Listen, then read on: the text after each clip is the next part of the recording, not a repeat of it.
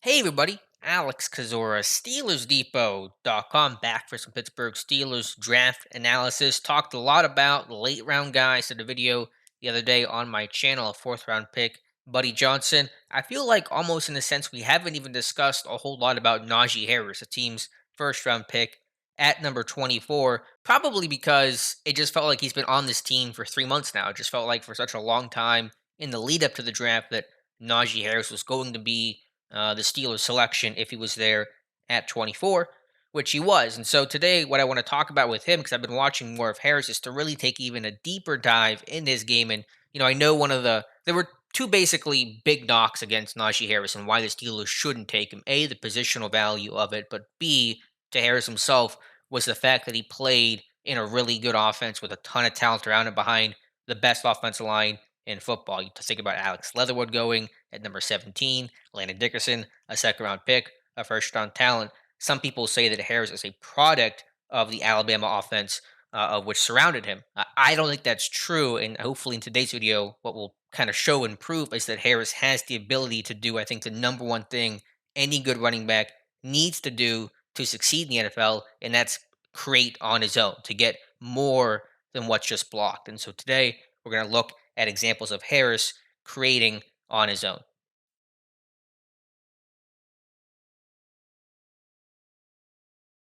This play comes against Mississippi State in 2020, and at first glance, it doesn't look like much. And I can look at it from the top down view here as well, and he's not contacted at all. So it feels like, okay, he's just, running behind good blocking. And I understand that when you first watch the play, that was my initial thought as well. But if you really break this thing down, you see the way that Harris specifically manipulates the linebacker here, number 40. And this is a zone run that Alabama runs on this play inside zone.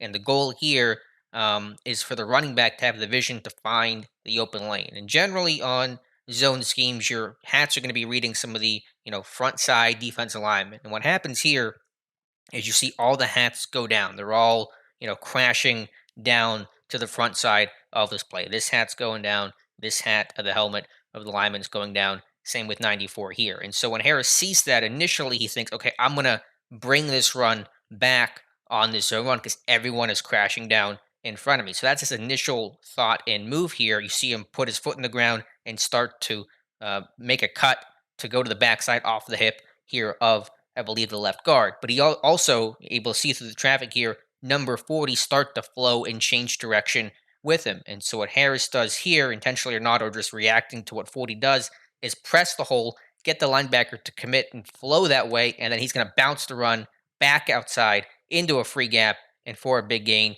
for Alabama. So I run the whole thing through again now that we've kind of talked through that, and you can see Harris press inside, and once the linebacker moves, he's going to bounce back outside and get a good 15 plus yard gain. And so you see two guys I want you to watch here. Number 40, see how he's going to bounce outside and then kind of stumble too.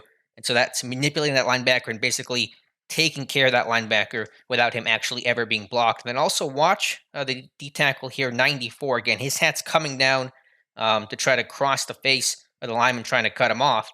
And as Harris starts to press to the inside, watch 94. He feels that, and so he's going to turn back to the inside as well right there. You can see him turn his helmet. But now Harris is bouncing back to the outside, and so that takes care of the block himself. So effectively, with Harris, pressing inside and then jumping outside, having the lateral ability to make all those small movement moves, he's basically taking care of two guys here that don't really need to be blocked. As 40 bounces outside, Dickerson may have gotten him, but still, manipulating the linebacker. And then the D tackle here turns himself and takes himself out of the play. And Harris finishes well, falls forward, and it's a really big gain. I love this play here from Najee Harris.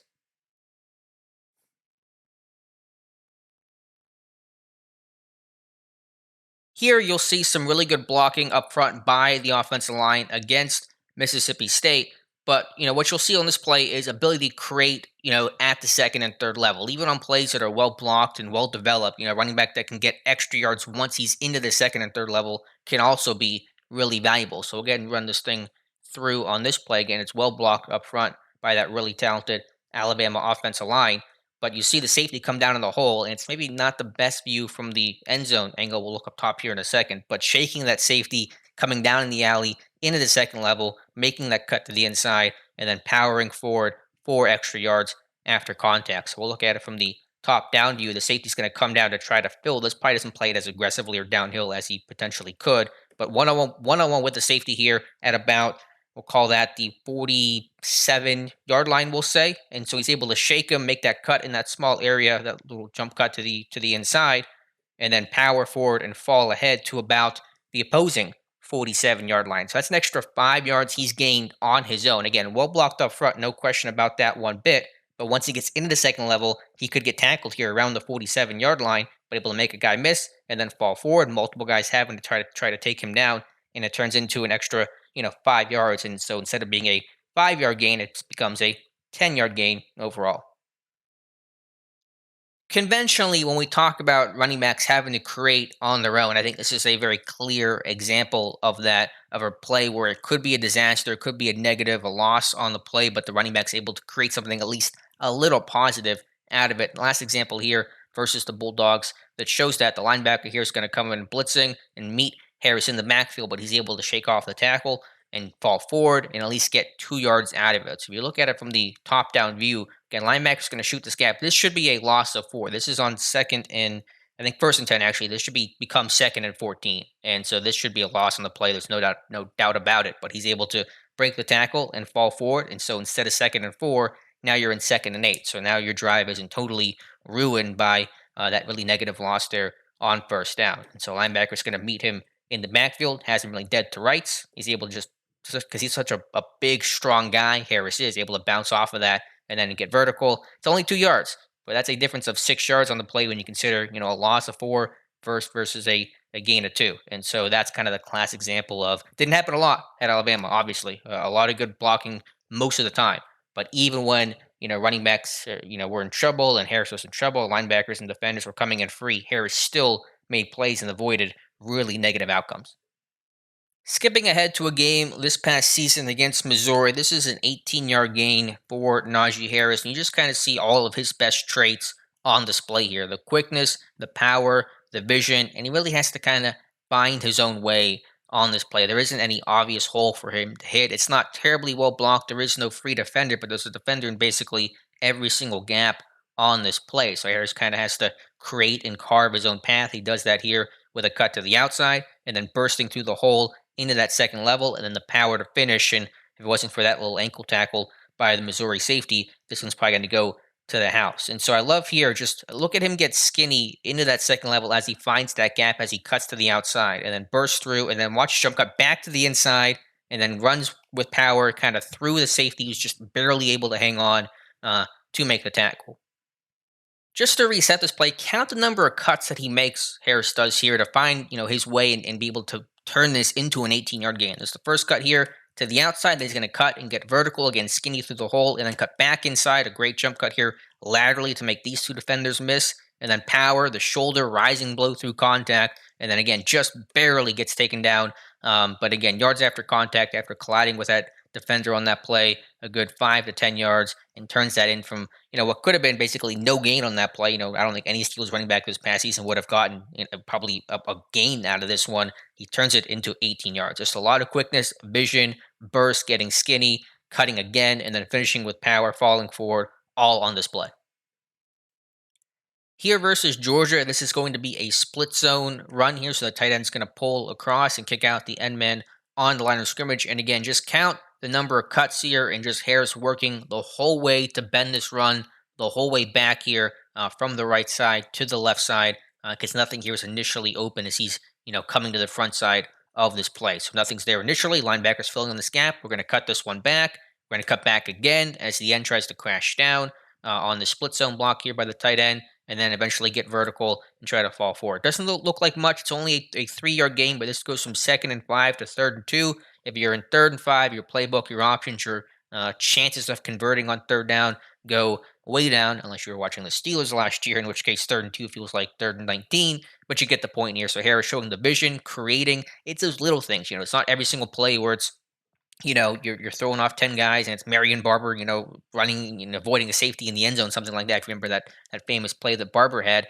But the vision, the lateral agility to make those cuts, to work the whole way back on this play. And you kind of see the process of him reading things, zone schemes, which Pittsburgh's probably going to run a good deal of in 2021.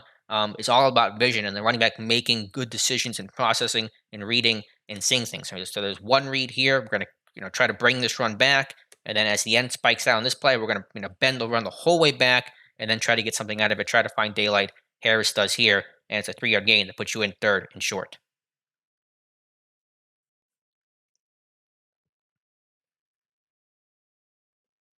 Later in the game versus Georgia, and again, he has to create at or behind the line of scrimmage. Number 17, the linebacker is blitzing on this run blitz here, so there's immediate pressure as soon as Harris starts getting vertical and basically is at the line of scrimmage. A jump cut to be able to avoid this tackle, and then the cornerback here in the hole, being able to fight through, power through. Maybe I don't love the spin move here, but you see the power on this play, getting yards after contact, being able to drive and finish, turns this into an 8 yard gain, puts you from 2nd and 9 in the 3rd and 1. And so there's good ball security too, which is important in the context of this game as well. But you just see him creating at the line of scrimmage right here, having to make this jump cut to avoid the initial defender, the linebacker, and then being able to get up to speed immediately, and then power and fall forward. And by the way, the context here on this play, it's 41-24, about 2 minutes left in the game. This game is essentially over, so Harris does not have to be putting in maybe that kind of effort or work. Some guys would just take the tackle for loss, let the clock roll, and basically the game would be over. But Harris still running as the same guy late in the 4th quarter as he would be on the first and second carries of the game. So again, here just making guys miss at the line of scrimmage, creating on his own. This is not a product of how well blocked this play was. He's making multiple defenders miss and then falling forward and driving through contact. Last play, really good one. If you want to prove to somebody that Najee Harris is not just a product of who was around him in his offensive line, watch his 3rd and 2 play here against Tennessee this past season. Again, there's going to be someone in the backfield immediately trying to tackle Najee Harris for a tackle for loss here, and Harris able to spin out of this one and then get vertical eventually here and power his way ahead for a 5 yard gain. So again, to kind of slow things down here, this is not well blocked, obviously, on this play here. D tackle or DN here running absolutely free, basically meeting Harris and Mac Jones at the mesh point. And so immediately, deep in the backfield in this play, Harris able to spin off this one, make him miss. Now he's basically, this is him creating on his own. There was nothing blocked here, obviously, on this play, but he's going to break down, change directions, and then just kind of plow ahead and fall forward, pick up 5 yards, and pick up the first down on 3rd and 2. Last thing I want to note on this play is watch Harris be able to switch the hand and the arm he's carrying the football in as his play begins to break down here. Initially, he's carrying it in his left hand here, but once he realizes, okay, I'm running to my right, this play is broken down, it's supposed to go more left, and now I'm basically on my own, he's going to switch the ball into his right hand right there so he can use that inside left hand to basically stiff arm the defender right here to push him out of the way, and so he can kind of cut back and then kind of just start getting vertical, start falling forward, and then using that power he has to drag defenders with him to pick up the first down. So look at it here, a really good view from the top down angle. Again, D tackle there, immediately well behind the line of scrimmage. This should be a loss. It should be a field goal for Alabama, 100%er, but able to spin out of it and then switch the ball into his right hand right there, so that left arm is free, stiff arm number 1, and then again just change of direction. No one else is able to move with him here. He's able to, again, for a big guy to kind of break down and drop his hips and now get vertical, get upfield, and then just power the rest of the way for a 5 yard gain on 3rd and 2. Very next play, it's a 16-yard touchdown for Najee Harris. So, really kind of seeing the best Najee Harris creating on this play. Overall, while there's no doubt Najee Harris ran behind a great offensive line and a great team overall, Alabama national champs in 2020, he is much more than a product of just the guys that were blocking ahead of him. You see all the important traits I look for running back on display: power, quickness, vision, mobility, the subtlety, ball security, stuff like that. And I think all these plays show somebody that was not getting just what was blocked or just big giant vacancies and holes to run through. He was manipulating defenders, he was breaking tackles, he was changing direction, he was showing vision to find the open lane, and all things are going to be vital, of course, for Pittsburgh Steelers run game that was dead last in 2020. So hopefully that kind of showed and disproved the idea that Harris was solely and really just a product of a really good offensive line. So that is it for today's video. Let me know what you guys think in the comments below. Appreciate you guys watching, and we will talk to you soon.